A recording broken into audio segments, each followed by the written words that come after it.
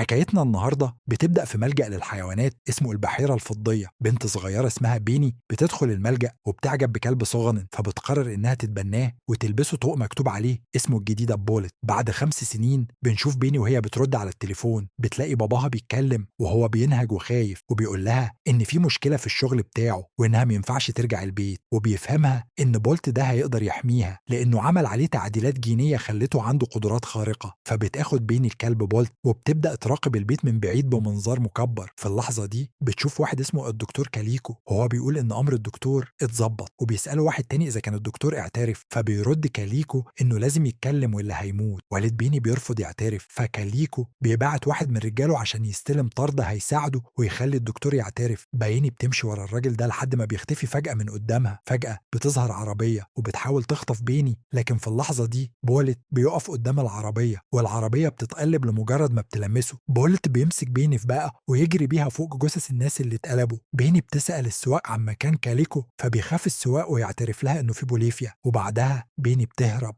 بسرعه بيني وبولت بيلاقوا نفسهم بيهربوا من الطيارات والموتوسيكلات اللي كاليكو بعتهم وراهم علشان يخطفوها، لكن بولت بمساعده صغيره من ذكائه وقوته بيعمل حركه سحري كده وبيدمر الطريق كله عليهم، وكلهم بيتفجروا، وبيني بتنجح تهرب بمساعدته. لكن فجأة كل ده بيوقف، وبيظهر ان اللي كنا شايفينه ده مش حقيقي، ده كله كان تصوير لمسلسل. والمخرج بيبدأ يراجع الشريط وبيتعصب لما بيشوف ان في ميكروفون ظاهر في الكادر، وساعتها بيزعق وبيقول انه ما بيحبش يعيد تصوير المشاهد، خصوصا مشاهد بولت، لانه عايز الكلب يعيش الدور كانه حقيقي والمشاعر تطلع من قلبه علشان الناس تصدق. بس مندي اللي شغاله في القناه اللي بتذيع المسلسل بتقول له بصوت عالي: انا كل اللي يهمني ان الناس ما تقلبش القناه، يتفرجوا وخلاص، بطريقتك او بطريقتي مش فارقه، والا هرفضك من الشغل. وبتسيبه وبتخرج من الاوضه. وفي اوضه اللبس بيني بتشكر بولت وبتحضنه وبتديه اكله المفضل وبتحاول تلعبه وتخلي انتباهه يفضل معاها، بس في الاخر بتضطر تسيبه وبتخرج من الاوضه وتبدا تقنع وكيل اعمالها ومامتها انها تاخد بولت معاها البيت وما تسيبوش في موقع التصوير. لكن وكيل اعمالها بيرفض بشده وبيصر ان الكلب يفضل هناك، وبيخرجوا من المكان. وساعتها بنشوف قطه من القطط اللي عايشوا هناك بتتكلم مع قطه تانية، وبيتكلموا عن بولت وبيقولوا ان الكلب ده عمره ما خرج من المكان ده وما يعرفش يعني ايه بره. وبيبدا التصوير والقطط بيبصوا على بولت من الشباك وبيقولوا له انهم في يوم من الايام هيوصلوا لبيني وينتصروا عليه. لكن بولت بيرد عليهم بكل ثقه: انتوا اخترتوا طريق الشر والشر دايما بينتهي بخساره. ساعتها قطه فيهم بترد وتقول له: الراجل اللي عيونه خضرة عنده خطه وهيخلص عليها وهيقتل. فبولت بيطلب منهم يوصلوا رساله: اقول له لبيني انا مش هنام ولا ارتاح غير لما اطمن انها بخير. وفي الوقت ده بيني بتكمل تصوير مشاهد جديده من المسلسل، والمخرج كان بيراقب كل تفصيله بعينه وبيتاكد ان كل حاجه ماشيه زي ما هو عايز. وبيظهر في التصوير الدكتور كاليكو والقطه الشريره وهو بيهدد بنت، وبيني بتحاول تهرب. وبيخلص المشهد والمخرج بيبص لمندي ويسالها عن رايها في النهايه المفتوحه اللي عملها للمسلسل. لكن فجأة بيشوف على شاشه المراقب بيني وهي بتجري ورا بولت بعد ما حطوه في صندوق واخدوه بعيد. بيني بتحاول تفهم بولت انها بخير، بس وكيل اعمالها بيتدخل وبيصر ان بولت يفضل فاكر انها في خطر علشان المشاهد تبقى صادقه والناس تصدق التمثيل. في الوقت ده القطتين بيفتحوا شباك اوضه اللبس، وبولت بيهرب بسرعه ويجري على موقع التصوير وهو سامع صوت بيني بتندى عليه وتطلب النجده، وبيحاول يوصل لمصدر الصوت بس يكتشف ان الصوت ده كان طالع من اوضه المنتج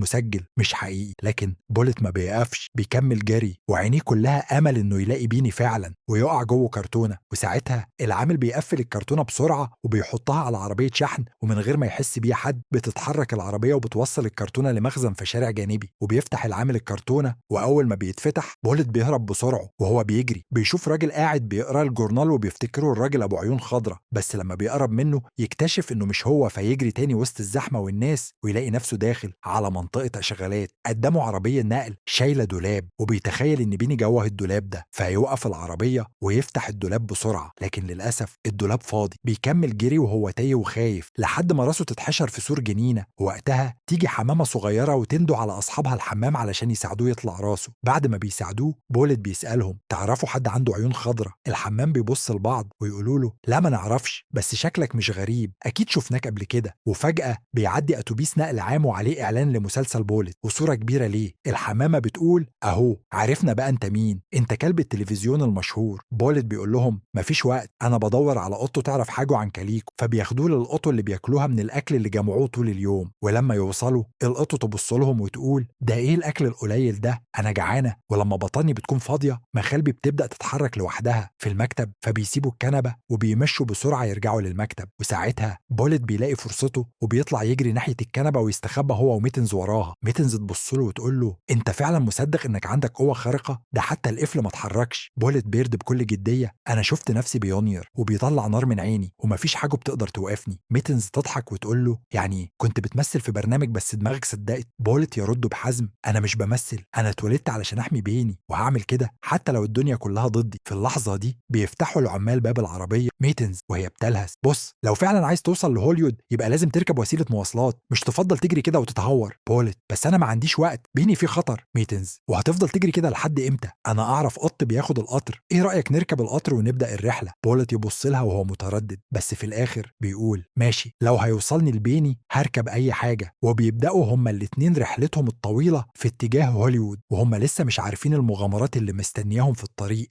يتعلم من ميتنز ازاي يعيش زي الكلاب العاديين، وانه مش لازم يبقى خارق علشان يكون قوي، وان القوة مش في اللي بيطلع نار من عينه، القوة في انه يعرف يواجه الحقيقة ويحمي اللي بيحبهم حتى من غير قوة. وهم لسه في الطريق بيظهر هامستر صغير جوه كرة بلاستيك اسمه راينو اللي بيكون معجب ببولت جدا وبيعتبره البطل الخارق الحقيقي وبيقرر ينضم ليهم في رحلتهم لهوليوود. بولت بيقول له انا مش بطل خارق زي ما بتفتكر، لكن راينو بيرد بحماس انا شفت كل حلقاتك وحتى لو ما عندكش قوة انت اكتر كلب شجاع شفته في حياتي. وبيكمل التلاتة رحلتهم وهم مش بس رايحين لهوليوود، ده رايحين يكتشفوا نفسهم ويعرفوا ان الصداقة والشجاعة مش محتاجين قوة خارق، محتاجين قلب. وبيمشي قدامهم وبيقول لهم على فكرة مجنونة هننط من فوق الجسر على سطح القطر وهو معدي. ميتنز بتقول له انت اتجننت، بس راينو يقنعها ولما ترفض بيرميها من فوق وبعدها بينط هو وبولت وبينزلوا على سطح القطر. فعلا ميتنز بتقع على سلم القطر وبولت بيعرض نفسه للخطر علشان ينقذها، وراينو بيفتكر انها بتحاول توقعه فيحاول يمنعها. وفجأة التلاتة بيقعوا من القطر وبعدها بتحاول القطة تفهم لبولت انها شايفاه بطل بس مش علشان عنده قوة خارقة، علشان هو فعلا عنده قلب كبير. وبيفهم الكلب بولت في اللحظة دي إن كل اللي كان بيعمله في المسلسل مجرد تمثيل، يعني مفيش قوة خارقة ولا حاجة، وده بيصدمه جدا. القطة بتثبت له الكلام ده وبتقول له من أول ما خرجت من موقع التصوير قواك ما اشتغلتش ولا مرة. بولت وقتها بيتضايق وبيحاول يثبت العكس لكن كل مرة بيحاول فيها يفشل والقطة تفضل تتريق عليه. وفي وسط ما هما بيتناقشوا بتظهر عربيات السيطرة على الحيوانات الضالة وبيمسكوهم هما الاتنين، واللي بيشوف اللي حصل ده هو الفار راينو من بعيد وبيفضل متابعهم. وفي نفس الوقت مدير اعمال بيني بيحاول يخدعها وبيجيب لها كلب شبه بولت بالظبط بس هي بتقفشه من اول نظره وبتعرف انه مش بولت الحقيقي وبتزعق له وبتقول له انت فاكرني مش هعرف كلبي. ومن دي بتدخل عليهم وبتحاول تقنع بيني انها ترجع تكمل التصوير وبتقول لها لو وقفنا المسلسل ناس كتير هتخسر شغلها والموسم هيبوظ، وبتحاول تقنعها انها تنسى بولت وتركز في شغلها لكن بيني بتفضل زعلانه ومش مقتنعه. وفي اللحظه دي بولت بيكون محبوس هو والقط في عربية الحيوانات وبيحاول يهرب بس القط بتقول له محدش بيخرج من المكان اللي رايحين عليه غير لو حد اشتراك وده نادر جدا. وبيفضلوا يحاولوا يهربوا وفي اللحظة اللي بولت بيحاول فيها يستخدم قوته الباب بيتفتح وبولت بيقع بره العربية ومعاه القط. بولت بيتبسط جدا ويفتكر ان قوته اشتغلت أخيرة بس بعدها بيكتشف ان اللي فتح الباب هو راينو فبيزعل جدا وبيقول لنفسه يعني حتى دي ما كانتش قوتي، انا فعلا ما عنديش اي حاجة مميزة. بولت وقتها بيكون محبط وحاسس انه مش نافع بس راينو بيحاول يشجعه وبيقول له انت نسيت انت طول عمرك بطلي، انا نفسي من زمان انقذ بنت صغيره زيك وابقى بطل. بمساعده راينو بولت بياخد نفسه وبيقول لازم ينقذ ميتن وبيروحوا للمكان اللي كانت محبوسه فيه وفعلا بيوصلوا هناك وبيلاقوا الشرطيه خرجت من الباب علشان سمعت اصوات غريبه. بولت بيدخل بسرعه علشان ينقذ ميتن وهي اول ما بتشوفه مش بتصدق انه رجع علشانها وبتقول له انت فعلا جيت. بولت بيفتح الباب وهي بتخرج منه بسرعه وبيجروا سوا علشان يهربوا بس الشرطي بيشوفهم وبيجري وراهم وبيحصل حريق في المكان، بس بيقدروا يهربوا في آخر لحظة، وهما في الشارع بيلاقوا عربية شحن كبيرة فبيستخبوا جواها، وراينو بيقعد يفرح ويقول أنا كده اشتركت في خط إنقاذ حقيقي، أخيرا بقيت بطل. باولت بيبص له وبيقول له أنا فعلا ما عنديش قوة خارقة، فميتنز بتبص له وبتقول له بابتسامه ومين قال إن لازم يبقى عندك قوة؟ إنك تكون كلب عادي وتحس بالحياة ده أحلى من أي قوة. وبتبدأ تحكي له عن جمال الحياة العادية وإنه مش لازم يبقى خارق علشان يكون مميز، وبتطلب منه يطلع راسه من الشباك علشان يحس بالهوا، وفعلا بيعمل كده. وبيفضلوا هما التلاتة يضحكوا ويلعبوا سوا جوه العربية وهما بيتنقلوا من مكان للتاني. وفي لحظة جميلة ميتنز بتفاجئهم وبتقول لهم تعالوا ورايا، وبتاخدهم لمكان هادي وبتفرجهم على بيت صغير عملته بنفسها ليهم، وهي متحمسة وبتقول ايه رأيكم ده بيتنا الجديد بس بوليت. وبيدخل بوليت جوه الاستوديو وبيفضل يدور على بيني، وفي اللحظة دي بيبدأ تصوير مشهد في المسلسل، وبيكون في نار حقيقية في المكان، وبتتحصر بيني جوه الديكور وسط اللهب، وبتحاول تهرب لكن بيقع فوقيها حاجة وبتتزنق، وكل الناس بتبص لبعض ومش عارفين يعملوا ايه. وفجأة بيظهر بولت وسط الدخان وبيجري ناحيه بيني من غير ما يفكر، وبيوصل لها وبيعض الحديد اللي ماسكها وبيشده لحد ما بيتكسر، وبياخدها في حضنه وبيستخبى معاها تحت الترابيزه بعيد عن النار، وبيعمل صوت الهوا اللي بينهم دايما بيعمله علشان تطمن. وبيني بتسمعه وبتبص له بدموع في عينيها وبتحضنه جامد وبتقول له انا كنت عارفه انك هتيجي تنقذني يا بولت. وساعتها بيوصل رجال الانقاذ وبيطفوا الحريق وبيلاقوا بيني وبولت سالمين، وبعدها بيتنقل المشهد لمكان هادي وبيظهر بولت قاعد مع بيني وميتنز وراينو كلهم مع بعض عايشين حياه هاديه وبسيطه وبعيده عن التمثيل والاضواء. والراوي بيقول في بعض الاوقات البطل الحقيقي مش لازم يكون عنده قوه وخرقه، اوقات بيكون بس كلب عنده قلب كبير وعايش علشان يحمي اللي بيحبهم. وبيخلص الفيلم وهم قاعدين كلهم سوا. الملخص ده بصوت عامر محمد. وما تنسوش تعملوا لايك وسبسكرايب لقناه فيلم مختصر على اليوتيوب. وبس كده، سلام.